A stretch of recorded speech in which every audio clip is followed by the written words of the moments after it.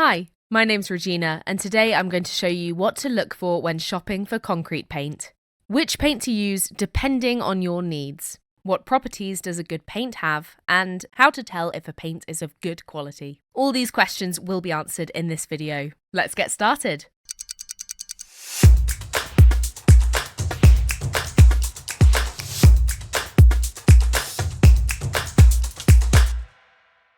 The most suitable concrete paint for you will depend on what you want to use it for. For interior and exterior concrete walls, one-component acrylic-based paints are typically suitable. However, for floors, I recommend two-component paint. This kind of paint includes a hardener component that makes it very resistant to abrasion. This means that in the end, the paint will be able to withstand heavy wear and tear. When buying paint, you want to get the exact shade that you're looking for. The first mistake people make is choosing paint based solely on the paint swatches chart. Why? The paint can look completely different on a big wall and look nothing like the small paint swatch you saw. My advice? Check if there are any photos showing the colour. That way you can really decide if you like that colour. What properties does a good paint have? Usually great opacity, durability, washability, and overall longevity of the paint. To understand what makes a good paint, you should first know what paints are made of. Paints consist of water, binder, and colorant. There is a rule.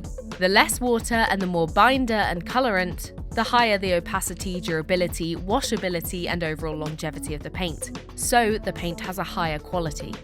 Let's check the opacity. This should be as high as possible. Why?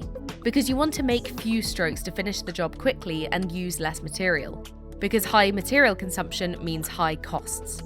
My tip: pay not only attention to the price, but also to the information on opacity.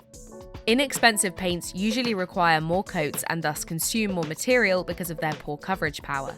Thus, the cheap paint is usually more expensive in total than a paint that covers immediately. There are 3 classes of opacity power. Class 1 means high coverage, 2 average, and 3 low opacity. Our 1K concrete paint is Class 1. This means that with 1 kilogram of paint, you can paint up to 8 meters squared with 100% coverage. To ensure high coverage, you should stir it beforehand. For this reason, you get a stirring stick with every order. Here, that would be opacity Class 1, so the highest coverage possible.